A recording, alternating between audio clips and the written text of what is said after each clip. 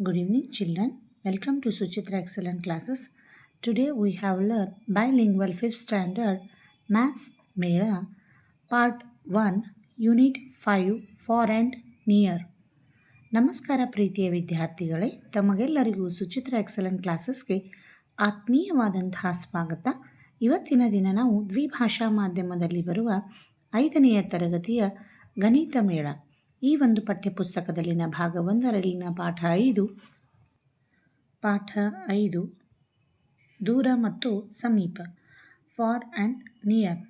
ಈ ಒಂದು ಪಾಠದ ಮೊದಲ ಭಾಗದ ವಿವರಣೆಯನ್ನು ಈಗಾಗಲೇ ಹಿಂದಿನ ವಿಡಿಯೋದಲ್ಲಿ ತಿಳಿದುಕೊಂಡಿದ್ದೇವೆ. ಪುಟ ಸಂಖ್ಯೆ 97ರವರೆಗೆ ಈಗಾಗಲೇ ಹಿಂದಿನ ವಿಡಿಯೋದಲ್ಲಿ ತಿಳಿದುಕೊಂಡಿದ್ದೇವೆ. ಇವತ್ತಿನ ದಿನ ನಾವು ಪುಟ ಸಂಖ್ಯೆ 98ರಿಂದ ಮುಂದಿನ ವಿವರಣೆಯನ್ನು ತಿಳಿದುಕೊಳ್ತಾ ಹೋಗೋಣ. ಯಾರಾದರೂ ಆ ವಿಡಿಯೋನ ನೋಡಿರಲಿಲ್ಲ ಅಂದರೆ ಪ್ಲೀಸ್ ನಮ್ಮ ಚಾನಲ್ಗೆ ಹೋಗಿ ಈಗಾಗಲೇ ಹೇಳಿರ್ತಕ್ಕಂತಹ ಪುಟ ಸಂಖ್ಯೆ 97ರವರೆಗಿನ ಎಲ್ಲ ವಿವರಣೆಯನ್ನು ನಮ್ಮ ವಿಡಿಯೋದಲ್ಲಿ ನೀವು ಹೋಗಿ ನೋಡ್ಬೋದು. ಈ ವಿಡಿಯೋ ನಿಮಗೆ ಲೈಕ್ ಆದರೆ ಲೈಕ್ ಮಾಡಿ, ಕಮೆಂಟ್ ಮಾಡಿ, ನಮ್ಮ ವಿಡಿಯೋಗಳನ್ನು ಹೆಚ್ಚು ಹೆಚ್ಚು ಶೇರ್ ಮಾಡಿ. ಸರಿನಾ? ಇವತ್ತಿನ ಈ ಒಂದು ವಿಡಿಯೋನ ಆರಂಭಿಸೋಣ. ಪುಟ ಸಂಖ್ಯೆ 98ರಲ್ಲಿ ಬರುವಂಥ ಫಾರ್ ಆ್ಯಂಡ್ ನಿಯರ್ ದೂರ ಮತ್ತು ಸಮೀಪ ಈ ಒಂದು ಪಾಠದ ವಿವರಣೆಯನ್ನು ಅರ್ಥೈಸಿಕೊಳ್ಳೋಣ. ಮೊದಲನೆಯದಾಗಿ ಲೆಟಸ್ ಡು, ನಾವು ಮಾಡೋಣ. ಮೊದಲನೆಯ ಪ್ರಶ್ನೆ, ರಾಣಿ ಏನು ಮಾಡ್ತಾಳೆ ಅಂದರೆ 2 ಕೆಂಪು ಬಣ್ಣದ ರಿಬ್ಬಿನ್ ರೋಲ್ಗಳನ್ನು ಅವಳ ಹತ್ರ ಇರ್ತದ. ಒಂದರ ಉದ್ದ 3 ಮೀಟರ್ 75 ಸೆಂಟಿಮೀಟ್ರ್, ಇನ್ನೊಂದರದು 2 ಮೀಟರ್ 25 ಸೆಂಟಿಮೀಟ್ರ್. ಹಾಗಾದರೆ ಅವಳ ಬಳಿ ಇರ್ತಕ್ಕಂಥ ಎಷ್ಟು ರಿಬ್ಬಿನ್ ಇದೆ ಅನ್ನೋದನ್ನು ನಾವು ಕಂಡುಹಿಡಿಯಬೇಕೀಗ. ಅದಕ್ಕೋಸ್ಕರ ಏನು ಮಾಡಬೇಕಪ್ಪ ಅಂದರೆ ಮೊದಲನೇದಾಗಿ ಅವಳ ಹತ್ರ ಇರ್ತಕ್ಕಂಥ 2 ರಿಬ್ಬಿನ್ಗಳನ್ನು ನಾವು ಸೇರಿಸಬೇಕು, ಅಂದರೆ ಕೂಡಿಸಬೇಕು. ಗೊತ್ತಾಯ್ತಾ? ಈಗ ನೋಡಿ ಈಗ ಮೊದಲನೇ ಒಂದು ರಿಬ್ಬಿನ್ನ ಎಷ್ಟು ಅಳತೆ ಇದೆ? 3 ಮೀಟರ್ 75 ಸೆಂಟಿಮೀಟರ್. ಹಾಗೆ ಎರಡನೇದು 2 ಮೀಟರ್ 25 ಸೆಂಟಿಮೀಟರ್. ಅವುಗಳನ್ನು ಈಗ ಸೇರಿಸೋಣ. 5 5 10, 7 3 10, 3 3 6, 6 ಮೀಟರ್. ಟೋಟಲ್ ಉದ್ದ ಎಷ್ಟಾಯಿತು? ಅವಳ ಬಳಿ ಇರ್ತಕ್ಕಂಥ ರಿಬ್ಬಿನ್ 6 ಮೀಟರ್. ಗೊತ್ತಾಯ್ತಾ? ಎಷ್ಟು ಮೀಟರ್? 6 ಮೀಟರ್ ಆಯಿತು. ನೆಕ್ಸ್ಟ್ ಎರಡನೆಯ ಪ್ರಶ್ನೆ, ಭೋಪಾಲ್ನಿಂದ ಸಾಂಚಿಗೆ ಇರುವ ದೂರ 48 ಕಿಲೋಮೀಟರ್ 700 ಮೀಟರ್. ಬದ್ಬಾದ್ ಘಾಟ್ ಜಲಪಾತ ದಾರಿಯಲ್ಲಿದೆ ಮತ್ತು ಭೋಪಾಲ್ನಿಂದ 17 ಕಿಲೋಮೀಟರ್ 900 ಮೀಟರ್ ದೂರದಲ್ಲಿದೆ. ಸಾಂಚಿಯು ಜಲಪಾತದಿಂದ ಎಷ್ಟು ದೂರದಲ್ಲಿದೆ? ನೋಡಿ, ಭೋಪಾಲ್ನಿಂದ ಸಾಂಚಿಗೆ ಇರುವ ದೂರ ಇಷ್ಟು, ಹೌದಾ? ಟೋಟಲ್ ಆಗಿ ಅದರಲ್ಲಿ ಮಧ್ಯದಲ್ಲಿ ಏನಿದೆ? ಒಂದು ಬದ್ಬಾದ್ ಘಾಟ್ ಜಲಪಾತ ದಾರಿಯಲ್ಲಿ ಇದೆ. ಅದು ಭೋಪಾಲ್ನಿಂದ ಎಷ್ಟು ದೂರ ಇದೆ? 17 ಕಿಲೋಮೀಟರ್ 900 ಮೀಟರ್ ದೂರದಲ್ಲಿದೆ. ಹಾಗಾದರೆ ಸಾಂಚಿಯು ಜಲಪಾತದಿಂದ ಎಷ್ಟು ದೂರ ಇದೆ? ನೋಡಿ, ಈಗ ಏನು ಮಾಡಬೇಕಪ್ಪ ಅಂದರೆ, ಈಗ ಭೋಪಾಲ್ನಿಂದ ಸಾಂಚಿಯವರೆಗೆ ಎಷ್ಟು ಅಂತರ ಇದೆ ಅಂದರೆ ನೋಡಿ, ಭೋಪಾಲ್ನಿಂದ ಸಾಂಚಿಯವರೆಗೆ ಒಟ್ಟು ದೂರ 48 ಕಿಲೋಮೀಟರ್ 700 ಮೀಟರ್ ಇದೆ. ಮಧ್ಯದಲ್ಲಿ ಒಂದು ಏನಿದೆ ಇಲ್ಲಪ್ಪ ಅಂದ್ರೆ, ಭೋಪಾಲ್ನಿಂದ ಸಾಂಚಿಗೆ ಹೋಗುವ ಮಧ್ಯದಲ್ಲಿ ಒಂದು ಏನಿದೆ? ಬದ್ಬಾದ್ ಘಾಟ್ ಜಲಪಾತ, ಅಂದರೆ BGW ಅಂತ ಬರೆದಿದ್ದೀನಿ ನಾನು ಶಾರ್ಟ್ ಫಾರ್ಮಲ್ಲಿ. ಬದ್ಬಾದ್ ಘಾಟ್ ಜಲಪಾತ ವಾಲ್ಸ್ ಅಂದರೆ ವಾಟರ್ ಫಾಲ್ಸ್ 17 ಕಿಲೋಮೀಟ್ರ್ 900 ಮೀಟರ್. ಎಲ್ಲಿಂದ? ಭೋಪಾಲ್ನಿಂದ ಇದಕ್ಕೆ ಜಲಪಾತಕ್ಕೆ. ಹಾಗಾದರೆ ಈ ಜಲಪಾತದಿಂದ ಸಾಂಚಿಗೆ ಈ ನಡುವಿನ ಅಂತರವನ್ನು ನಾವು ಈಗ ಕಂಡುಹಿಡಿಬೇಕು. ನಮಗೆ ಟೋಟಲ್ ಅಂತರ ಗೊತ್ತಿದೆ ಭೋಪಾಲ್ನಿಂದ ಸಾಂಚಿಗೆ. ಅದಕ್ಕೆ ಏನು ಮಾಡಬೇಕು ಹೇಳಿ ನೋಡೋಣ. ಈ ಒಂದು ಒಟ್ಟು ಅಂತರ ಇದೆಯಲ್ವಾ ಭೋಪಾಲ್ನಿಂದ ಸಾಂಚಿ, ಈ ಅಂತರದಲ್ಲಿ ಇದನ್ನು ಏನು ಮಾಡಬೇಕು? ಲೆಸ್ ಮಾಡಬೇಕು, ಕಳಿಬೇಕು. ಅಂದಾಗ ನಮಗೆ ಮಾತ್ರ ಏನಾಗ್ತದ? ಈ ಜಲಪಾತದಿಂದ ಸಾಂಚಿಯವರೆಗೆ ಇರುವಂಥ ಅಂತರ ಸಿಗ್ತದ. ನೋಡೋಣ ಈಗ. ನೋಡಿ, 0ಗೆ 0 ಹೋದರೆ 0ನೇ, ಇದು ಕೂಡ 0. 7ರಲ್ಲಿ 9 ಹೋಗೋದಿಲ್ಲ. ಮುಂದಿನ ಒಂದು ಸಂಖ್ಯೆಯಿಂದ 1ಅನ್ನು ಸಾಲವಾಗಿ ಪಡಿತೀವಿ. 17 ಆಯಿತು. ಅಂದರೆ ಇಲ್ಲಿ 8 ಅದು 1 ಕೊಡೋದ್ರಿಂದ ಇದು ಕಡಿಮೆ ಆಯಿತು. 1 7 ಆಯಿತು. 17ರಲ್ಲಿ 9 ಹೋದರೆ 8 ಉಳಿತು. ಇನ್ನು 7ರಲ್ಲಿ 7 ಹೋದರೆ 0, 4ರಲ್ಲಿ 1 ಹೋದರೆ 3, ಅಂದರೆ 30 ಕಿಲೋಮೀಟರ್ 800 ಮೀಟರ್. ಎಷ್ಟು? ಜಲಪಾತದಿಂದ ಸಾಂಚಿಗೆ ಇರುವ ದೂರ 30 ಕಿಲೋಮೀಟರ್ 800 ಮೀಟರ್. ಅರ್ಥಾಯ್ತಾ? ಇಷ್ಟು ದೂರವನ್ನು ಅದು ಹೊಂದಿದೆ. ಅರ್ಥ ಆಯ್ತಲ್ವಾ? ನೋಡಿ, ಈ ಭೋಪಾಲ್ನಿಂದ ಜಲಪಾತಕ್ಕೆ ಇರುವಂಥ ಅಂತರ ಗೊತ್ತಿದೆ ನಮಗೆ. ಈಗ ನಾವು ಜಲಪಾತದಿಂದ ಸಾಂಚಿಗೆ ಕಂಡುಹಿಡಿಬೇಕಾಗಿತ್ತು. ಅದನ್ನು ಒಟ್ಟು ಸಂಖ್ಯೆಯಲ್ಲಿ ಅಂದರೆ ಒಟ್ಟು ಅಂತರದಲ್ಲಿ ಅದನ್ನು ಲೆಸ್ ಮಾಡಿದ್ದೀವಿ ನಾವು. ಗೊತ್ತಾಯ್ತಲ್ವಾ?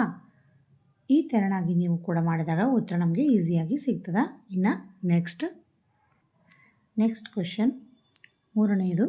ಕಾಶ್ಮೀರದ ಗುಲ್ಮಾರ್ಗ್ನಲ್ಲಿರುವಂತಹ ಗುಲ್ಮಾರ್ಗ ಗೊಂಡೋಲಾ ವಿಶ್ವದ ಎರಡನೇ ಅತಿ ಉದ್ದ ಮತ್ತು ಎರಡನೇ ಅತಿ ಎತ್ತರದ ಕೇಬಲ್ ಕಾರು. ಅದನ್ನು 2 ವಿಭಾಗಗಳಾಗಿ ವಿಂಗಡಿಸಲಾಗಿದೆ. ಮೊದಲ ವಿಭಾಗವು 2 ಕಿಲೋಮೀಟರ್ 300 ಮೀಟರ್ ಮತ್ತು ಎರಡನೇ ವಿಭಾಗವು 2 ಕಿಲೋಮೀಟರ್ 650 ಮೀಟರ್ ಕ್ರಮಿಸುತ್ತದೆ. ಕೇಬಲ್ ಕಾರು ಕ್ರಮಿಸಿದ ಒಟ್ಟು ದೂರ ಎಷ್ಟು? ನೋಡಿ, ಇಲ್ಲಿರ್ತಕ್ಕಂಥ ಗುಲ್ಮಾರ್ಗ್ನಲ್ಲಿರ್ತಕ್ಕಂಥ ಮೊದಲ ವಿಭಾಗ, ಈ ಒಂದು ಕಾರ್ ಇದೆ ಅಲ್ವಾ, ಇದರಲ್ಲಿ ಮೊದಲನೆಯ ಒಂದು ಭಾಗ ಅಂದರೆ ಆ ಒಂದು ಗುಲ್ಮಾರ್ಗ್ನ ಉದ್ದವಾಗಿರ್ತಕ್ಕಂಥ ಒಂದು ಕಾರ್ ಇದೆ ಅಲ್ವಾ, ಕೇಬಲ್ ಕಾರು, ಅದರಲ್ಲಿ 2 ಭಾಗ ಮಾಡ್ತಾರೆ. ಮೊದಲನೆಯ ಭಾಗ ಎಷ್ಟಿದೆ? 2 ಕಿಲೋಮೀಟರ್ 300 ಮೀಟರ್ ಇದೆ. ಎರಡನೇ ವಿಭಾಗ 2 ಕಿಲೋಮೀಟರ್ 650 ಕಿಲೋಮೀಟರ್ ಇದೆ. ಇವೆರಡನ್ನು ಸೇರಿಸಿದಾಗ ಏನಾಗ್ತದೆ? ನಮಗೆ ಕೇಬಲ್ ಕಾರು ಕ್ರಮಿಸಿದ ಒಟ್ಟು ದೂರ ಸಿಗ್ತದೆ. ಇವೆರಡು ಸಂಖ್ಯೆಗಳನ್ನು ನಾವು ಕೂಡಿಸ್ಬೇಕು, ಮೊದಲ ಭಾಗ ಎರಡನೆಯ ಭಾಗ. ಈಗ ಹೇಳೋದು ಅರ್ಥ ಆಯ್ತಲ್ವ ಮಕ್ಕಳೇ?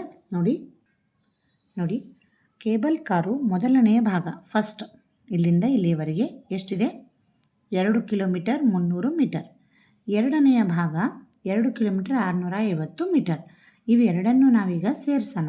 ನೋಡಿ, 0ಗೆ 0, 5ಕ್ಕೆ 5, 6 3 9, 2 2 4, 4 kilometre 950 metre. 4 kilometre 950 metre. Cable car ಕ್ರಮಿಸಿದ ಒಟ್ಟು ದೂರ. ಕೇಬಲ್ ಕಾರು ಕ್ರಮಿಸಿದ ಒಟ್ಟು ದೂರ ಎಷ್ಟು? 4 ಕಿಲೋಮೀಟರ್ 950 ಮೀಟರ್. ಅರ್ಥ ಆಯ್ತಾ? ಈ ತೆರನಾಗಿ ಅವೆರಡುಗಳನ್ನು ಸೇರಿಸಿದಾಗ ಉತ್ತರ ನಮಗೆ ಸಿಗ್ತದೆ. ನೆಕ್ಸ್ಟ್ ಕ್ವೆಶನ್ ನೋಡಿ, 4ನೇದು. ದೊಡ್ಡ ಉದ್ದಕ್ಕೆ ವೃತ್ತ, ಸುತ್ತಿ ಮತ್ತು ವ್ಯತ್ಯಾಸವನ್ನು ಕಂಡುಹಿಡಿಯಿರಿ. ದೊಡ್ಡ ಉದ್ದಕ್ಕೆ ವೃತ್ತ, ಸುತ್ತಿ ಮತ್ತು ವ್ಯತ್ಯಾಸವನ್ನು ಕಂಡುಹಿಡಿಯಿರಿ ಅಂದರೆ 11 ಮಿಲಿಮೀಟರ್ ಆ್ಯಂಡ್ 1 ಸೆಂಟಿಮೀಟರ್. ಅಂದರೆ 1 ಸೆಂಟಿಮೀಟರ್ ಅಂದರೆ ಎಷ್ಟು ಮಿಲಿಮೀಟರ್? 10 ಮಿಲಿಮೀಟರ್. ಹೌದಲ್ವಾ? ನೋಡಿ, 11 ಮಿಲಿಮೀಟರ್, ಅದರಲ್ಲಿ 10 ಮಿಲಿಮೀಟರ್, ಇದನ್ನು ನಾವು ಕಳಿಬೇಕು. 1 ಸೆಂಟಿಮೀಟರ್ ಅಂದರೆ 10. ಹೌದಲ್ವಾ? ಈ ಒಂದು 11 ಮಿಲಿಮೀಟರ್ನಲ್ಲಿ 10 ಮಿಲಿಮೀಟ್ರನ್ನು ನಾವು ವ್ಯತ್ಯಾಸ ಅಂದರೆ ಕಳಿಬೇಕು. 11ರಲ್ಲಿ 10 ಕಳೆದ್ರೆ 1 ಅಂದರೆ 1 ಮಿಲಿಮೀಟರ್. ನೆಕ್ಸ್ಟ್ ಎರಡನೇದಾಗಿ 26 ಮಿಲಿಮೀಟರ್ 2 ಸೆಂಟಿಮೀಟರ್. 2 ಸೆಂಟಿಮೀಟರ್ ಅಂದರೆ ಮಿಲಿಮೀಟರ್ಗೆ ಕನ್ವರ್ಟ್ ಮಾಡಿದಾಗ 20 ಆಯಿತು. ಅಂದರೆ 26 ಮೈನಸ್ 20 ಎಷ್ಟಾಯಿತು? 26ರಲ್ಲಿ 20 ಕಳೆದರೆ 6 ಮಿಲಿಮೀಟರ್. ನೆಕ್ಸ್ಟ್ ಅದೇ ತೆರನಾಗಿ 3ನೇದು. 20 ಸೆಂಟಿಮೀಟರ್ 201 ಮಿಲಿಮೀಟರ್. ನೋಡಿ, ಇದು ಸೆಂಟಿಮೀಟ್ರ್ ಇದೆ, ಇದು ಮಿಲಿಮೀಟ್ರ್ ಇದೆ. ಅಂದರೆ ಸೆಂಟಿಮೀಟ್ರಿಗಿಂತ ಮಿಲಿಮೀಟ್ರ್ ತುಂಬ ಚಿಕ್ಕದು. ಹೌದಲ್ವಾ? ಈ 20 ಸೆಂಟಿಮೀಟ್ರ್ ಅಂದರೆ ಅದನ್ನು ಮಿಲಿಮೀಟ್ರಿಗೆ ಕನ್ವರ್ಟ್ ಮಾಡಿದಾಗ 200 ಆಯಿತು. ಅಂದರೆ 1 ಸೆಂಟಿಮೀಟ್ರ್ ಅಂದರೆ ಇಲ್ಲಿ ಏನು ಮಾಡ್ತೀವಿ ನಾವು? 10ಕ್ಕೆ ಗುಣಾಕಾರ ಮಾಡ್ತೀವಿ. ನೋಡಿ, 20 10 ಎಷ್ಟು? 200. ಅಂದರೆ 200, ಇದು 201 ಮಿಲಿಮೀಟರ್, ಇದು 200. ಲೆಸ್ ಮಾಡಿದಾಗ ಉಳಿದೆಷ್ಟು? 1 ಅಂದರೆ 1 ಮಿಲಿಮೀಟರ್. ಗೊತ್ತಾಯ್ತಾ? 1 ಮಿಲಿಮೀಟರ್. ನೆಕ್ಸ್ಟ್ ಇನ್ನು ಡಿ. ಇದರಲ್ಲಿ ನೋಡಿ, ಮೊದಲನೇದಾಗಿ 1020 ಮಿಲಿಮೀಟ್ರ್ ಇದೆ. ಇದು 1 ಮೀಟರ್. ನೋಡಿ, 1 ಮೀಟ್ರ್ ಅಂದರೆ 100 ಸೆಂಟಿಮೀಟ್ರ್. ಮೊದಲು ಅದನ್ನು, ಇದು ಮಿಲಿಮೀಟ್ರಲ್ಲಿ ಇರೋದ್ರಿಂದ ಅದನ್ನು ಸೆಂಟಿಮೀಟ್ರಿಗೆ ಕನ್ವರ್ಟ್ ಮಾಡ್ಕೋಬೇಕು. ನೋಡಿ, ಮೊದಲನೇದಾಗಿ ನೋಡಿ, ಇಲ್ಲಿ 1020 ಮಿಲಿಮೀಟ್ರ್ ಇದೆ, 1 ಮೀಟರ್ ಇದೆ. ಅಂದರೆ ಫಸ್ಟು 1 ಮೀಟರ್ ಅಂದರೆ ನೋಡಿ, 1 ಮೀಟರ್ ಈಕ್ವಲ್ ಟು 100 ಸೆಂಟಿಮೀಟರ್. ಹೌದಾ? ಈ 100 ಸೆಂಟಿಮೀಟ್ರನ್ನು ಮತ್ತೆ ನಾವೇನು ಮಾಡ್ತೀವಿ? ಮಿಲಿಮೀಟ್ರಿಗೆ ಕನ್ವರ್ಟ್ ಮಾಡೋಣ. ಅಂದರೆ 100 ಸೆಂಟಿಮೀಟರ್ ಇಂಟು 10. 1 ಸೆಂಟಿಮೀಟ್ರ್ ಅಂದರೆ 10 ಮಿಲಿಮೀಟ್ರಿಂದ ಕನ್ವರ್ಟ್ ಮಾಡಬೇಕು ಅದನ್ನು. 100 10 1000. ಹೌದಲ್ವಾ? 1000 ಮಿಲಿಮೀಟರ್. ಗೊತ್ತಾಯ್ತಾ? ಈಗ ಅವ್ರು ಕೊಟ್ಟಿರ್ತಕ್ಕಂಥ ಸಂಖ್ಯೆ ಎಷ್ಟು? 1020. 1020ರಲ್ಲಿ 1000ವನ್ನು ಲೆಸ್ ಮಾಡಬೇಕು. 1000 ಹೇಗೆ ಬಂತು? 1 ಮೀಟ್ರ್ ಅಂದರೆ ಅದನ್ನು ಮಿಲಿಮೀಟ್ರಿಗೆ ಕನ್ವರ್ಟ್ ಮಾಡಿದಾಗ 1000 ಆಯಿತು. ಅಂದರೆ 1020ರಲ್ಲಿ 1 1000ವನ್ನು ಲೆಸ್ ಮಾಡಿದಾಗ 20 ಮಿಲಿಮೀಟರ್. ಆನ್ಸರ್ ಎಷ್ಟು ಬಂತು? 20 ಮಿಲಿಮೀಟರ್. ಗೊತ್ತಾಯ್ತಾ? ಇನ್ನು ಇದು ಡಿ ಆಯಿತು. ಇನ್ನು ಇ ನೋಡಿ, ಈ ಪ್ರಶ್ನೆ ಏನಿದೆ ಅಂದರೆ ಇದು 2 ಮೀಟರ್ ಇದೆ. 2 ಮೀಟರ್ ಮತ್ತು ಇದು 245 ಸೆಂಟಿಮೀಟರ್. ಅಂದರೆ 245 ಸೆಂಟಿಮೀಟರ್ ಮತ್ತು ಇದು 2 ಮೀಟರ್. 2 ಮೀಟ್ರನ್ನು ಇದನ್ನು ನಾವು ಸೆಂಟಿಮೀಟ್ರಿಗೆ ಕನ್ವರ್ಟ್ ಮಾಡಿದಾಗ 200 ಆಯಿತು.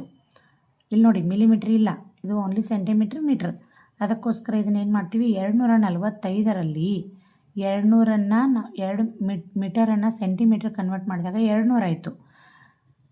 245ರಲ್ಲಿ 200ನ್ನು ಕಳೆದಾಗ 45 ಸೆಂಟಿಮೀಟರ್. ಎಷ್ಟು ಉಳಿತು? 200ನ್ನು ಕಳೆದಾಗ 45 ಸೆಂಟಿಮೀಟ್ರ್ ಬಂತು. ಇನ್ನು ನೆಕ್ಸ್ಟ್ ನೋಡಿ, ಈ ಮುಗೀತು. ಈಗ ಎಫ್ ಏನು ಕೊಟ್ಟಿದ್ದಾರೆ? 5678 ಮೀಟರ್. ಎಷ್ಟು ಕೊಟ್ಟಿದ್ದಾರೆ? 5678 ಮೀಟರ್ ಇದೆ. ಇದನ್ನು ಮತ್ತೆ ಮುಂದೆ ಏನು ಮಾಡಿದ್ದಾರೆ? ಕಿಲೋಮೀಟ್ರ್ ಕೊಟ್ಟಿದ್ದಾರೆ. 1 ಕಿಲೋಮೀಟ್ರ್ ಅಂದರೆ 1000 ಮೀಟರ್ಗೆ ಸಮ, ಹೌದಾ? ಅದಕ್ಕೋಸ್ಕರ ಇಲ್ಲಿ 6 ಕಿಲೋಮೀಟ್ರ್ ಅಂದರೆ 6000 ಆಯಿತು. ಅಂದರೆ 6000ದಲ್ಲಿ ಇದನ್ನು ನಾವು ಲೆಸ್ ಮಾಡಬೇಕು. 5678 ಲೆಸ್ ಮಾಡಿದಾಗ ಎಷ್ಟು ಬಂತು ನೋಡಿ? 5678. ನೋಡೋಣ ಈಗ. ನೋಡಿ, 10ರಲ್ಲಿ 8 ಹೋದರೆ 2, 10ರಲ್ಲಿ ಮತ್ತೆ 8 ಹೋದರೆ 2, 10ರಲ್ಲಿ 7 ಹೋದರೆ 3, 6ರಲ್ಲಿ 6 ಹೋದರೆ 0. 322 ಮೀಟರ್. 322 ಮೀಟರ್ ಬಂತು ಎಫ್, ಹೌದಲ್ವಾ? ಎಫ್ ಎಷ್ಟು ಬಂತು? 322 ಮೀಟರ್ ಬಂತು. ಇನ್ನು ನೆಕ್ಸ್ಟ್ ಜಿ ಇದೆ. ಇದನ್ನು ಬರೀಬೇಕಿತ್ತಲ್ವ ಇಲ್ಲಿ. ನೋಡಿ, ಇದು ಇ ಎಷ್ಟು ಬಂದಿದೆ? Answer e 45 centimetre. E 45 centimetre. Next F ಎಷ್ಟು ಬಂತು ನೋಡಿ? F 322 metre. F 322 metre. Next ಅದೇ ತೆರನಾಗಿ ಜಿ ನೋಡಿ, ಜಿ ಇದೆ. ಜಿ ಎಷ್ಟು ಬಂದಿದೆ ನೋಡಿ? ಜಿ ಎಷ್ಟಿದೆ? 6 ಕಿಲೋಮೀಟರ್ 1480 ಮೀಟರ್. ನೋಡಿ ಎಷ್ಟಿದೆ? 6000 ಪ್ಲಸ್ ಇಲ್ಲಿ 1480 ಇದೆ. ಅಂದರೆ 6000ಕ್ಕೆ 6 ಕಿಲೋಮೀಟ್ರ್ ಅಂದರೆ ಇದನ್ನು ಮೀಟ್ರಿಗೆ ಕನ್ವರ್ಟ್ ಮಾಡಿದಾಗ 6000 ಆಯಿತು, ಹೌದಾ? 6000 ಆಯಿತು. ಪ್ಲಸ್ ಅದರಲ್ಲಿ 1480 ಅಂದರೆ ಈ 1000ನ್ನು ನಾವೇನು ಮಾಡ್ತೀವಿ? ಇದಕ್ಕೆ ಸೇರಿಸ್ಕೋತೀವಿ. ಯಾಕಂದರೆ 1000 ಅಂದರೆ 1 ಕಿಲೋಮೀಟ್ರ್ ಆಯಿತು, ಹೌದಲ್ವಾ? ಪ್ಲಸ್ 1000 ಅದನ್ನು ತಗೋತೀವಿ ಇದರೊಳಗಿಂದ. ಎಷ್ಟಾಯಿತು? 7000 ಆಯಿತು. 7000. ಈ 7000ಕ್ಕೆ ಇಲ್ಲಿ ಎಷ್ಟು ಉಳಿತಪ್ಪ? ಎಷ್ಟು ಉಳಿತು? 480. ಎಷ್ಟು ಉಳಿತು? 480. ನೋಡಿ, 480 ಆಯಿತು. ಅಂದರೆ 7480 ಆಯಿತು. ಇದು ಟೋಟಲ್ 7480 ಆಯಿತು. ನೋಡಿ, 7000 ಇದೇನಾಯಿತು? 6 ಕಿಲೋಮೀಟರ್ 1480 ಇದ್ದದನ್ನು ಎರಡನ್ನೂ ನಾವು ಸೇರಿಸಿದಾಗ ಮೀಟ್ರೊಳಗೆ ಕನ್ವರ್ಟ್ ಮಾಡಿಕೊಂಡ್ರೆ 7480 ಆಯಿತು. ಅದಕ್ಕೆ 7 ಕಿಲೋಮೀಟರ್ 4479 ಮೀಟರ್. ಅಂದರೆ 7 ಕಿಲೋಮೀಟರ್ ಅಂದರೆ 7000, ಹೌದಲ್ವಾ? ಪ್ಲಸ್ 479 ಅಂದರೆ 7479 ಮೀಟರ್. ಅದನ್ನು ಏನು ಮಾಡಬೇಕು? ಇದರಲ್ಲಿ ಕಳಿಬೇಕು.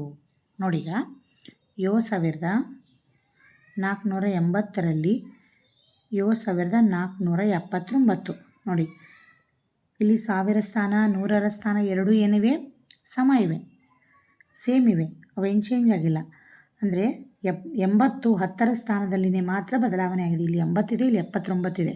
ಅಂದರೆ 1 ಮೀಟರ್ ಮಾತ್ರ ಇಲ್ಲಿ ವ್ಯತ್ಯಾಸ ಕಂಡು ಬರ್ತದೆ, 1 ಮಾತ್ರ ಉಳಿತದೆ. ಗೊತ್ತಾಯ್ತಾ? ಉತ್ತರ ಎಷ್ಟು ಬಂತು? G 1 metre. ನೋಡಿ, 7480ರಲ್ಲಿ 7479 ಕಳೆದಾಗ 1 ಮೀಟರ್ ಬಂತು. ಗೊತ್ತಾಯ್ತಲ್ವಾ? ಈ ತೆರನಾಗಿ ಇವುಗಳನ್ನ ಕಂಡುಹಿಡಿಬೇಕು. ಈಗ next multiplying and dividing lens, ಉದ್ದಗಳನ್ನು ಗುಣಿಸುವುದು ಮತ್ತು ಭಾಗಿಸುವುದು. ಮೊದಲನೆಯ ಪ್ರಶ್ನೆ ಏನಪ್ಪ ಅಂದ್ರೆ, 10 ವರ್ಷದ ಮಗುವಿಗೆ ಶರ್ಟ್ ಹೊಲಿಯಲು ನಮಗೆ 1 ಮೀಟರ್ 80 ಸೆಂಟಿಮೀಟರ್ ಬಟ್ಟೆ ಬೇಕು. ಅಂತಹ 20 ಮಕ್ಕಳಿಗೆ ಶರ್ಟ್ ಹೊಲಿಯಲು ಎಷ್ಟು ಬಟ್ಟೆ ಬೇಕಾಗುತ್ತದೆ? ಇಲ್ಲಿ ಅವ್ರು ಏನು ಮಾಡಿದ್ದಾರೆ, ಒಂದು ಮಾದರಿ ಲೆಕ್ಕವನ್ನು ಬಿಡಿಸಿದ್ದಾರೆ. ಏನಪ್ಪ ನೋಡಿ, ಇಲ್ಲಿ ನಮ್ಗೆ ಒಟ್ಟು ಬಟ್ಟೆ ಎಷ್ಟು ಬೇಕು? 1 ಮೀಟರ್ 80 ಸೆಂಟಿಮೀಟ್ರ್ ಬೇಕು. 10 ವರ್ಷದ ಒಂದು ಮಗುವಿಗೆ ಹೊಲಿಯೋಕ್ಕೆ ಒಂದು ಮಗುವಿಗೆ 1 ಮೀಟರ್ 80 ಸೆಂಟಿಮೀಟ್ರ್. ಹಾಗಾದರೆ 20 ಮಕ್ಕಳಿಗೆ ಎಷ್ಟು? ಇಲ್ಲಿ ಅವ್ರು ಕೊಟ್ಟಿರುವಂಥ ಮೆಥಡ್ ಬದಲಾಗಿ ನಾವು ಒಂದು ಈಸಿ ಮೆಥಡನ್ನು ಹೇಳ್ತೀನಿ ನೋಡಿ. Cloth needed for 20 such children. ನಮಗೆ 20 ಮಕ್ಕಳಿಗೆ ಬೇಕಾಗಿರ್ತಕ್ಕಂಥ ಬಟ್ಟೆ ಎಷ್ಟಪ್ಪ ಅನ್ನೋದನ್ನು ಕಂಡುಹಿಡಿಬೇಕಂದ್ರೆ ಒಂದು ಮಗುವಿಗೆ 1 ಮೀಟರ್ 80 ಸೆಂಟಿಮೀಟ್ರ್. ಅದನ್ನು 20ರಲ್ಲೇ ಗುಣಿಸಬೇಕು. ನೋಡಿ, ಮೊದಲನೇದಾಗಿ ಇಲ್ಲಿ ಮೀಟ್ರನ್ನು ಬರ್ಕೋತೀವಿ. 80 ಸೆಂಟಿಮೀಟ್ರ್ 20ರಿಂದ ಗುಣಿಸೋಣ. 0ಗೆ 0, 0ಯಿಂದ ಯಾವುದೇ ಸಂಖ್ಯೆಗೆ ಗುಣಿಸಿದರೂ ಕೂಡ ಉತ್ತರ 0ನೇ. ಪೂಜ್ಲೆ ಪೂಜಿ, ಪೂಜಿ ಎಂಟ್ಲೆ ಪೂಜಿ, ಪೂಜಿ ಒಂದ್ಲೆ ಪೂಜಿ. 2 0ಲೆ 0, 2 8ಲೆ 16. ಇದ್ರ ಮೇಲೆ ಒಂದು ಕ್ಯಾರಿ ಬರ್ತದೆ, ಇಲ್ಲೊಂದು ಕ್ಯಾರಿ ಬರ್ತದೆ. 2 8ಲೆ 16, ಹೌದಾ? 2 1ಲೆ 2 ಪ್ಲಸ್ ಇದೊಂದು ಕ್ಯಾರಿ 3, 36 ಆಯಿತು. 0ಗೆ 0, 0ಗೆ 0, 6ಕ್ಕೆ 6, 36ಕ್ಕೆ 36, 3ಕ್ಕೆ 3 ಅಂದರೆ 36 ಮೀಟರ್ ಎಷ್ಟು ಬಂತು? 0 0 ಇದೆ ನೋಡಿ. ಅಂದರೆ ನಮಗೆ ಬಟ್ಟೆಯ ಅವಶ್ಯಕತೆ ಎಷ್ಟಿದೆ ಅಂದರೆ 36 ಮೀಟರ್ ಒಂದು ಬಟ್ಟೆಯ ಅವಶ್ಯಕತೆ ಇದೆ. ಒಟ್ಟು 20 ಮಕ್ಕಳಿಗೆ 36 ಮೀಟರ್ ಬಟ್ಟೆ ಅವಶ್ಯಕತೆ ನಮಗಿದೆ ಅನ್ನೋದನ್ನು ಅರ್ಥ ಆಯಿತು. ನೆಕ್ಸ್ಟ್ ಕ್ವಶನ್ ನೋಡಿ, 2ನೆಯ ಪ್ರಶ್ನೆ. A shop sells cloth for making bags 100 rupees 5 metre. How much money is needed to buy a 1 metre cloth? ಅಂದರೆ ಒಂದು ಅಂಗಡಿಯು ಚೀಲಗಳನ್ನು ತಯಾರಿಸಲಿಕ್ಕೆ ಬಳಸುವ ಬಟ್ಟೆಯನ್ನು 5 ಮೀಟರ್ಗೆ 100 ರೂಪಾಯಿದಂತೆ ಮಾರ್ತಾ ಇದ್ದಾರೆ. ಅಂದರೆ 5 ಮೀಟ್ರಿಗೆ ಒಂದು 100 ರೂಪಾಯಿ ಆದರೆ 1 ಮೀಟ್ರಿಗೆ ಎಷ್ಟು ಹಣವನ್ನು ನಾವು ಕೊಡಬೇಕು? ನೋಡಿ, ಇಲ್ಲಿ ಅವ್ರು ಏನು ಕೊಟ್ಟಿದ್ದಾರೆ ಅಂದ್ರೆ 5 ಮೀಟ್ರ್ ಬಟ್ಟೆಯ ಬೆಲೆ 100 ರೂಪಾಯಿ ಆದರೆ ಒಂದು ಬಟ್ಟೆಯ ಬೆಲೆ ಅದಕ್ಕೆ ಏನು ಮಾಡಬೇಕು? 100 ಒಂದು ಅಮೌಂಟ್ ಇದೆ ಅಲ್ವಾ, ಅದನ್ನು 5ರಿಂದ ಭಾಗಿಸಬೇಕು. ಭಾಗಿಸಿದಾಗ 20 ಬಂತು. ಅಂದರೆ 1 ಮೀಟ್ರಿನ ಬೆಲೆ ಎಷ್ಟಾಯಿತು? 20 ರೂಪಾಯಿ. 20 ರೂಪಾಯಿ 20ಅನ್ನು 5 ಸಲ ನಾವು ಕೂಡಿಸಿ ನೋಡೋಣ ಎಷ್ಟಾಯಿತು? 100 ಆಗ್ತದೆ. ಅಂದರೆ 5 ಮೀಟ್ರ್ ಬರ್ತದೆ. ಅಂದರೆ 1 ಮೀಟರ್ಗೆ ಎಷ್ಟಾಯಿತು? 20. ಗೊತ್ತಾಯ್ತಲ್ವಾ? ನೋಡಿ, ಈಗ ನೆಕ್ಸ್ಟ್ ಇಲ್ಲಿ ನೋಡಿ, ಈಗ ದ್ವಿಸಂಖ್ಯಾ ರೇಖೆಯನ್ನು ಬಳಸಿ ಬಟ್ಟೆಯ ಬೆಲೆ ಅಥವಾ ನಿರ್ದಿಷ್ಟ ಬೆಲೆಗೆ ನಾವು ಖರೀದಿಸಬಹುದಾದ ಬಟ್ಟೆಯ ಉದ್ದವನ್ನು ಕಂಡುಹಿಡಿಯಿರಿ. ನೋಡಿ, ಇಲ್ಲಿ ದ್ವಿಸಂಖ್ಯಾ ರೇಖೆ ಇದೆ, ಕಾಣಿಸ್ತಾ ಇದೆಯಾ? 2 ಸಂಖ್ಯಾ ರೇಖೆ ಕಾಣ್ತಾ ಇದೆ. ಅದರ ಆಧಾರದ ಮೇಲೆ ಬಟ್ಟೆಯ ಬೆಲೆಯನ್ನು, ನಿರ್ದಿಷ್ಟ ಬೆಲೆಗೆ ನಾವು ಖರೀದಿಸಬಹುದಾದ ಬಟ್ಟೆಯ ಉದ್ದವನ್ನು ಕಂಡುಹಿಡಿಯಿರಿ. 5 ಮೀಟ್ರ್ ಇದೆ ಅಂದರೆ 5 ಮೀಟರ್ 100 ಆಗಬೇಕಂದ್ರೆ 5 2ಲೆ 10, ಹೌದಲ್ವಾ? 100 ಅಂದರೆ 5 20ಲೆ 100, 5 2ಲೆ 10 ಆಗ್ತದೆ. 100 ಬರಬೇಕಂದ್ರೆ 5 20ಲೆ ಮಾಡಬೇಕು. ನೆಕ್ಸ್ಟ್ ಇಲ್ಲಿ 5 2ಲೆ 10 ಅಂದರೆ 5 2ಲೆ 10 ಆಯಿತು.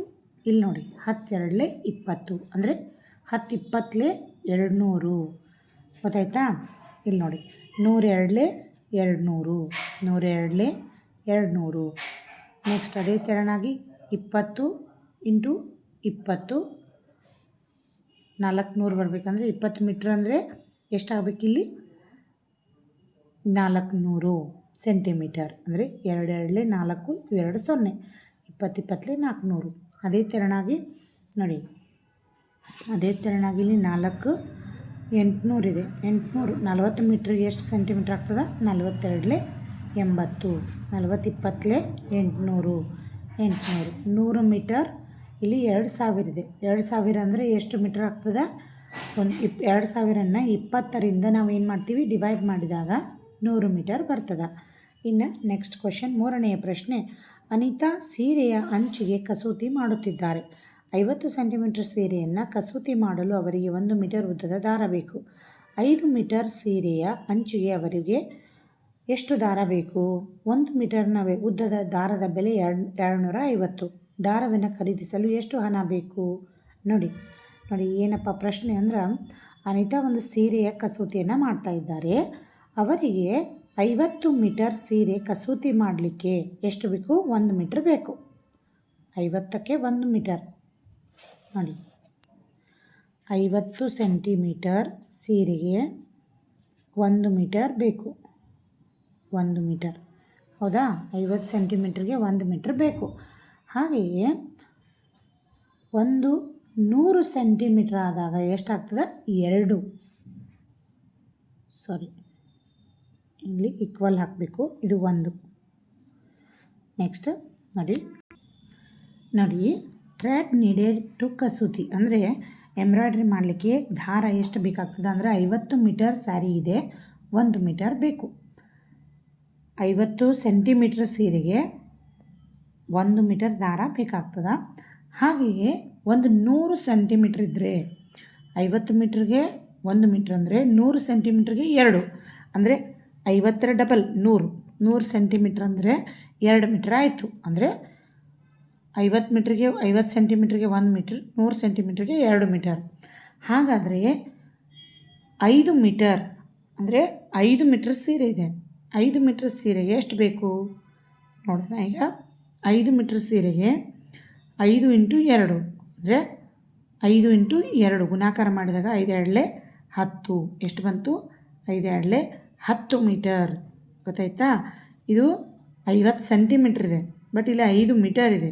ನೋಡಿ, ಇದು 50 ಸೆಂಟಿಮೀಟರ್, ಇದು 50 ಸೆಂಟಿಮೀಟ್ರು, ಇದು 5 ಮೀಟ್ರ್, ಇದು 2 ಮೀಟ್ರ್ ಆಯ್ತಲ್ವಾ? ಅದೇ ಥರನಾಗಿ ಇಲ್ಲಿ 5 ಮೀಟ್ರ್ ಆಯಿತು. 5 ಮೀಟ್ರ್ ಅಂದರೆ 5 × 2 ಎಷ್ಟಾಯಿತು? 10. 5 2 10 ಮೀಟರ್. 10 ಮೀಟ್ರ್ ಬೇಕಾಯಿತು. ಅಂದರೆ ಅಮೌಂಟ್ ಎಷ್ಟು ಬೇಕಾಗ್ತದೆ? ಕಾಸ್ಟ್ ಆಫ್ 1 ಮೀಟ್ರ್ ಥ್ರೆಡ್ ಅಂದರೆ 1 ಮೀಟರ್ ದಾರದ ಬೆಲೆ 250 ರೂಪಾಯಿ ಅಂತ ಕೊಟ್ಟಿದ್ದಾರೆ ಅವರು. 1 ಮೀಟರ್ ದಾರದ ಬೆಲೆ 250 ರೂಪಾಯಿ. ಅದೇ ಥರನಾಗಿ 10 ಮೀಟ್ರ್ ದಾರದ ಬೆಲೆ ಎಷ್ಟಾಯಿತು ಅಂದರೆ 250ಕ್ಕೆ 10ರಿಂದ ಗುಣಿಸಬೇಕು. ಗುಣಿಸಿದಾಗ ಎಷ್ಟು ಬಂತು ಉತ್ತರ? 2500 ರೂಪಾಯಿ. ಅಂದರೆ 10 ಮೀಟರ್ಗೆ ಫಸ್ಟ್ ನಮಗೆ ಎಷ್ಟು ಮೀಟ್ರ್ ಬಟ್ಟೆಗೆ ಬೇಕು ಅನ್ನೋದನ್ನು ತಿಳ್ಕೊಂಡಿವಿ, ಹೌದಲ್ವಾ? 10 ಮೀಟ್ರ್. 10 ಮೀಟ್ರನ್ನ ನಾವು 1 ಮೀಟ್ರ್ ರೇಟ್ ಎಷ್ಟಿದೆಯಲ್ಲ ಅದಕ್ಕೆ ಇಂಟು ಮಾಡಿದ್ದೀವಿ. 2500 ರೂಪಾಯಿ ಆಯಿತು. ಗೊತ್ತಾಯ್ತಲ್ವಾ? ನೆಕ್ಸ್ಟ್ ಅರ್ಥ ಆಯ್ತಾ? ನೆಕ್ಸ್ಟ್ ಲೆಟಸ್ ಎಸ್ಟಿಮೇಟ್, ನಾವು ಅಂದಾಜು ಮಾಡೋಣ. ನೋಡಿ, ಇಲ್ಲಿ ಒಂದು ಅಂತಸ್ತಿನ ಮನೆಯ ಎತ್ತರ, ಇದು ವಿದ್ಯುತ್ ಕಂಬದ ಎತ್ತರ. ನೋಡಿ, ಇಲ್ಲಿ ಕಾಣ್ತಾ ಇದೆಯಲ್ವಾ? ನೋಡಿ, ಇದು ಒಂದು ಮನೆಯ ಈ ಒಂದು ಹುಡುಗನ ಒಂದು ಅಳತೆಯನ್ನು ನಾವು ತೆಗೆದುಕೊಂಡ್ರೆ ಅದನ್ನು 3ರಿಂದ ನಾವು ಇಂಟು ಮಾಡಿದಾಗ ಏನಾಗ್ತದೆ? ಇಷ್ಟು ನಮಗೆ ಅಳತೆ ಮನೆಯ ಹೈಟ್ ಎಷ್ಟಿದೆ ಅನ್ನೋದು ಸಿಗ್ತದೆ. ಅದೇ ಥರನಾಗಿ ಒಂದು ಲೈಟ್ ಕಂಬದ ಅಳತೆ, ಇದನ್ನು ನಾವು ಹೇಗೆ ತೊಗೋಬೇಕಪ್ಪ ಅಂದ್ರೆ ಇಲ್ಲಿ ನೋಡಿ ಒಂದೊಂದು ಸ್ಟೆಪ್ಸ್ ಇದೆ ಅಲ್ವಾ? ಈ ಒಂದೊಂದು ಸ್ಟೆಪ್ಸ್ನ ಅಳತೆಯನ್ನು ನಾವು ಮಾಡಿದಾಗ ಏನಾಗ್ತದೆ? ಎಷ್ಟು ಸೆಂಟಿಮೀಟ್ರ್ ಇದೆ ಅನ್ನೋದು ಗೊತ್ತಾಗ್ತದೆ. ಎಷ್ಟು ಮೀಟರ್ ಅಥವಾ ಸೆಂಟಿಮೀಟ್ರ್ ಇದೆ ಅನ್ನೋದು ನಮಗೆ ತಿಳಿತದೆ. ಇನ್ನು ಮೊದಲನೇ ಒಂದು ಪ್ರಶ್ನೆ, ಕೆಳಗಿನವುಗಳನ್ನ ಅಂದಾಜು ಮಾಡಿ ನಿಮ್ಮ ತರ್ಕವನ್ನು ತರಗತಿಯಲ್ಲಿ ಹಂಚಿಕೊಳ್ಳಿ. ಮೊದಲನೆಯ ಪ್ರಶ್ನೆ, ನಿಮ್ಮ ನೆರೆಹೊರೆಯಲ್ಲಿರುವಂಥ ಅತಿ ಎತ್ತರದ ಕಟ್ಟಡ ಎತ್ತರವನ್ನು ಅಂದಾಜು ಮಾಡಲು ನೀವು ಯಾವುದನ್ನು ಮಾನದಂಡವಾಗಿ ಬಳಸಿದ್ದೀರಿ? ಅಂದರೆ ನಿಮ್ಮ ನೆರೆಹೊರೆಯವರಲ್ಲಿರುವಂತಹ ನಿಮ್ಮ ಅಂದರೆ ಮನೆಯ ಪಕ್ಕದಲ್ಲಿರ್ತಕ್ಕಂಥ ಅತಿ ಎತ್ತರದ ಕಟ್ಟಡ ಯಾವುದು, ಅದನ್ನು ಅಂದಾಜು ಮಾಡಲಿಕ್ಕೆ ನೀವು ಯಾವ ಮಾನದಂಡವನ್ನು ಬಳಸಿರಿ ಅಂತ ಹೇಳ್ತಾರೆ. ಅಂದರೆ ಉದಾಹರಣೆಗೆ ನಾವೇನು ಮಾಡ್ತೀವಪ್ಪ ಅಂದ್ರೆ ಒಂದು ಮೀಟರ್ನಲ್ಲಿ ಅದನ್ನು ಅಳತೆ ಮಾಡ್ತೀವಿ. ಅದಕ್ಕೆ ನಾವು ಏನು ಮಾಡ್ತೀವಿ? Single storeyed as a reference and multiples, ಅದನ್ನೇನು ಮಾಡ್ತೀವಿ? ಸಿಂಗಲ್ ಆಗಿರ್ತಕ್ಕಂಥ ಒಂದು ಮಾನದಂಡವನ್ನು ತೆಗೆದುಕೊಂಡು ಅದನ್ನು ಇಂಟು ಮಾಡ್ಕೋತೀವಿ. ಯಾವುದೇ ಒಂದು ಎತ್ತರ ಸಂಖ್ಯೆ ಇರ್ತದಲ್ಲ ಅದಕ್ಕೆ ಇಂಟು ಮಾಡಿಕೊಂಡು ಉತ್ತರವನ್ನು ಕಂಡುಹಿಡಿತೀವಿ. ಎರಡನೆಯ ಪ್ರಶ್ನೆ, ನಿಮ್ಮ ಹೊರೆಯಲ್ಲಿರುವಂಥ ಅತಿ ಎತ್ತರದ ಮರದ ಎತ್ತರ ನೀವು ಮಾನದಂಡವಾಗಿ ಏನು ಬಳಸಿದ್ದೀರಿ? ನೋಡಿ, ನಿಮ್ಮ ಒಂದು ಮನೆಯ ಹತ್ತಿರ ಇರ್ತಕ್ಕಂಥ ಒಂದು ಮರದ ಎತ್ತರವನ್ನು ಕೂಡ ನಾವು ಏನು ಮಾಡ್ತೀವಿ? ಮೀಟರ್ನಲ್ಲಿನೇ ಅಳಿತಾ ಹೋಗ್ತೀವಿ, ಹೌದಲ್ವಾ? ಮೀಟರ್ನಲ್ಲಿ ಅಳಿತಾ ಹೋದಾಗ ಅದನ್ನು ನಮಗೆ ಗೊತ್ತಾಗ್ತದೆ. ಅದನ್ನು ಇಂಟು ಕೂಡ ಮಾಡಿ ನಾವು ಮುಂದಕ್ಕೆ ಕಂಡುಹಿಡಿಬಹುದು. ಇನ್ನು ನಿಮ್ಮ ನೆರೆಹೊರೆಯಲ್ಲಿರ್ತಕ್ಕಂಥ ಬಾವಿ, ಈಜುಕೊಳದ ಆಳ, ಇದನ್ನು ನೀವು ಅದನ್ನು ಹೇಗೆ ಕಂಡುಹಿಡಿದಿರಿ ಅಂದ್ರೆ ನಮ್ಮ ಮನೆಯಲ್ಲಿರ್ತಕ್ಕಂಥ ಹಿರಿಯರ ಸಹಾಯದಿಂದ ನಾವೇನು ಮಾಡ್ತೀವಿ? ಇದನ್ನು ಕಂಡುಹಿಡಿಬೋದು. ಯಾಕಂದರೆ ಬಾವಿ ಎಷ್ಟು ಆಳಿದೆ ಅದನ್ನು ಅಳತೆ ಮಾಡಲಿಕ್ಕೆ ನಮ್ಗೆ ಆಗೋದಿಲ್ಲ. ಆಮೇಲೆ ಈಜುಕೊಳದ ಆಳವನ್ನು ಕೂಡ ಅಳತೆ ಮಾಡೋಕ್ಕಾಗೋದಿಲ್ಲ. ಅದಕ್ಕೋಸ್ಕರ ನಮ್ಮ ಹಿರಿಯರ ಸಹಾಯದಿಂದ ನಾವೇನು ಮಾಡ್ತೀವಪ್ಪ? ಅದರ ಒಂದು ಉತ್ತರವನ್ನು ತಿಳ್ಕೊತೀವಿ. ನೆಕ್ಸ್ಟ್ ಲೆಟಸ್ ಎಕ್ಸ್ಪ್ಲೋರ್ ಅಂದರೆ ಇಲ್ಲಿ ನೋಡಿ, ದೈನಂದಿನ ಜೀವನದಲ್ಲಿ ನಾವು ಉದ್ದವನ್ನು ಅಳೆಯಲಿಕ್ಕೆ ಇತರ ಏಕಮಾನಗಳನ್ನು ಸಹ ಬಳಸುತ್ತೇವೆ. ಎತ್ತರವನ್ನು ಸಾಮಾನ್ಯವಾಗಿ ಅಡಿ ಮತ್ತು ಇಂಚುಗಳಲ್ಲಿ ಅಳೆಯಲಾಗುತ್ತದೆ. ನಿಮ್ಮ ಸ್ಕೇಲ್ನ ಮೇಲೆ ಇಂಚುಗಳನ್ನು ಸಹ ಗುರುತಿಸಲಾಗಿದೆಯೇ ಎಂದು ನೋಡಿ. 1 ಇಂಚಿಗೆ ಎಷ್ಟು ಸೆಂಟಿಮೀಟರ್ ಮತ್ತು ಮಿಲಿಮೀಟರ್ ಸಮವಾಗಿದೆ ಎಂಬುದನ್ನು ಕಂಡುಹಿಡಿಯಿರಿ. ನೋಡಿ, 1 ಇಂಚಿಗೆ 2 ಸೆಂಟಿಮೀಟರ್ 5 ಮಿಲಿಮೀಟರ್. ನೋಡಿ, ಇಲ್ಲಿಂದ ಇಲ್ಲಿವರೆಗೆ 2 ಸೆಂಟಿಮೀಟರ್ ಮತ್ತು 5 ಮಿಲಿಮೀಟರ್ ಕೂಡಿದಾಗ ಮಾತ್ರ 1 ಇಂಚ್ ಆಗ್ತದೆ. ನೋಡಿ, ನಾವು ಇದುವರೆಗೂ ಸೆಂಟಿಮೀಟ್ರ್ ಕಲ್ತೀವಿ, ಮಿಲಿಮೀಟ್ರ್ ಕಲ್ತೀವಿ, ಕಿಲೋಮೀಟ್ರ್ ಕಲ್ತೀವಿ, ಮೀಟರ್ ಕಲ್ತೀವಿ. ಆದರೆ ಇಂಚು ಅಂತ ಬಂದಾಗ 1 ಇಂಚಿಗೆ ಸಮ ಯಾವುದು? 2 ಸೆಂಟಿಮೀಟರ್ ಮತ್ತು 5 ಮಿಲಿಮೀಟರ್ ಸೇರಿದಾಗ, ಅಂದರೆ 2 ಸೆಂಟಿಮೀಟರ್ ಅರ್ಧ ಅಂದರೆ 5 ಮಿಲಿಮೀಟರ್ ಒಟ್ಟು ಸೇರಿದಾಗ ಎಷ್ಟಾಗ್ತದೆ? 1 ಇಂಚು ಆಗ್ತದೆ. 1 ಫೂಟ್ ಅಂದರೆ 12 ಇಂಚಸ್ ಅಥವಾ 30 ಸೆಂಟಿಮೀಟರ್. ನೋಡಿ, ಎರಡು ಒಂದೇ. 1 ಫೂಟ್ ಒಂದು ಅಡಿ ಅಂತ ಹೇಳ್ತೀವಿ. 1 ಅಡಿ ಅಂದಾಗ 12 ಇಂಚು. 1 ಇಂಚ್ ಅಂದರೆ 2 ಸೆಂಟಿಮೀಟರ್ 5 ಮಿಲಿಮೀಟರ್. ಆದರೆ 1 ಫೂಟ್ ಅಂದರೆ 1 ಅಡಿ ಅಂದಾಗ 12 ಇಂಚುಗಳು ಅಥವಾ 30 ಸೆಂಟಿಮೀಟ್ರ್ ಅಂತ ಹೇಳ್ತೀವಿ. ನೆಕ್ಸ್ಟ್, ಅದೇ ಥರನಾಗಿ ಮೇಜರ್ ಯುವರ್ ಹೈಟ್, ನಿಮ್ಮ ಎತ್ತರವನ್ನು ಕೂಡ ಅಳೆಯಿರಿ. ಅಂದರೆ ನೋಡಿ, ಗೋಡೆಗೆ ಹೊರಗೆ ನಿಂತು ನಿಮ್ಮ ಎತ್ತರವನ್ನು ಗುರುತಿಸಿ. ನೆಲ ಮತ್ತು ಗುರುತಿಸಲಾದ ಬಿಂದುವಿನ ನಡುವಿನ ಅಂತರವನ್ನು ಅಡಿ ಮತ್ತು ಇಂಚುಗಳಲ್ಲಿ ಅಳೆಯಿರಿ. ನಿಮ್ಮ ಒಂದು ಅಳತೆಯನ್ನು, ನಿಮ್ಮ ಹೈಟನ್ನು ನಾವು ಕಂಡುಹಿಡ್ಕೋಬೇಕಂದ್ರೆ ಏನು ಮಾಡಬೇಕು? ನೆಲ ಮತ್ತು ಗುರುತಿಸಲಾಗಿರ್ತಕ್ಕಂತಹ ಬಿಂದುವಿನ ನಡುವಿನ ಅಂತರವನ್ನು ಅಡಿ ಮತ್ತು ಇಂಚುಗಳಲ್ಲಿ ಅಳತೆ ಮಾಡಿಕೊಳ್ಳಿ. ನಿಮಗೆ ಈಗ ಅಡಿಯ ಅಳತೆನೂ ಗೊತ್ತಾಯಿತು, ಇಂಚುಗಳ ಅಳತೆನೂ ಗೊತ್ತಾಯಿತು. ಅದರ ಆಧಾರದ ಮೇಲೆ ನಿಮ್ಮ ಹೈಟನ್ನು ಕೂಡ ನೀವು ಕಂಡುಹಿಡಿಬಹುದು. ಅದೇ ರೀತಿ ತರಗತಿಯ ಇತರ ವಿದ್ಯಾರ್ಥಿಗಳು ಸಹ ತಮ್ಮ ಎತ್ತರವನ್ನು ಅಳೆಯಬಹುದು. ಇತರೆ ವಿದ್ಯಾರ್ಥಿಗಳು ಕೂಡ ಇದೇ ತೆರನಾಗಿ ನಿಮ್ಮ ಹೈಟನ್ನು ನೀವು ಕಂಡುಹಿಡಿಬಹುದು. ನಿಮ್ಮ ತರಗತಿಯಲ್ಲಿ ಅತಿ ಎತ್ತರದ ವಿದ್ಯಾರ್ಥಿ ಯಾರು ಎಂಬುದನ್ನು ಕಂಡುಹಿಡಿಯಿರಿ. ಅಡಿ ಮತ್ತು ಇಂಚುಗಳಲ್ಲಿ ಅವನ ಅಥವಾ ಅವಳ ಎತ್ತರ ಎಷ್ಟು? ನೋಡಿ, ನಿಮ್ಮ ಹೈಟ್ ಇದೆ ಅಲ್ವಾ? ನಿಮ್ಮ ಒಂದು ಹೈಟನ್ನು ಕಂಡುಹಿಡಿದಂತೆ ಎಲ್ಲ ವಿದ್ಯಾರ್ಥಿಗಳ ಹೈಟನ್ನು ಕೂಡ ನೋಡಬಹುದು. ಅದೇ ತೆರನಾಗಿ ನಿಮ್ಮ ವರ್ಗದಲ್ಲಿ ಎತ್ತರದ ವಿದ್ಯಾರ್ಥಿ ಯಾರಿದ್ದಾನೆ, ಅವನ ಅಡಿ ಮತ್ತು ಇಂಚುಗಳಲ್ಲಿ ಆತನ ಅಥವಾ ಅವಳ ಎತ್ತರ ಎಷ್ಟು ಅನ್ನೋದನ್ನು ನೀವು ನಿಮ್ಮ ಒಂದು ವರ್ಗ ಕೋಣೆಯಲ್ಲಿ ಈ ಒಂದು ಆ್ಯಕ್ಟಿವಿಟಿಯನ್ನು ನೀವು ಮಾಡಿ ನೋಡಬಹುದು. ಗೊತ್ತಾಯ್ತಾ ಮಕ್ಕಳೇ?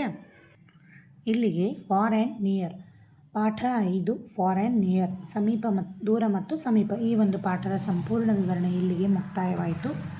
ಎಲ್ಲರೂ ಕೂಡ ಪೂರ್ತಿ ವಿಡಿಯೋವನ್ನು ನೋಡಿ ಪುಟ ಸಂಖ್ಯೆ 98ರಿಂದ 102ರವರೆಗೆ ನೋಡಿ. ಪುಟ ಸಂಖ್ಯೆ 98ರಿಂದ ನಾವು ಏನು ಮಾಡಿದ್ದೀವಿ ಇವತ್ತು?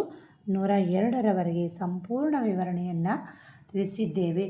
ಎಲ್ಲರೂ ಕೂಡ ಪೂರ್ತಿ ವಿಡಿಯೋವನ್ನು ನೋಡಿ ವಿವರಣೆಯನ್ನು ಅರ್ಥೈಸಿಕೊಳ್ಳಿ. ಸರಿನಾ? ಈ ವಿಡಿಯೋ ನಿಮಗೆ ಲೈಕ್ ಆಗಿದ್ದರೆ ಲೈಕ್ ಮಾಡಿ, ಕಮೆಂಟ್ ಮಾಡಿ, ನಮ್ಮ ವಿಡಿಯೋಗಳನ್ನು ಹೆಚ್ಚು ಶೇರ್ ಮಾಡಿ. ನಿಮ್ಮ ಒಂದು ಲೈಕ್, ಕಮೆಂಟ್ ನಮಗೆ ತುಂಬ ಪ್ರೋತ್ಸಾಹದಾಯಕವಾಗಿರುತ್ತದೆ. Thanks for watching.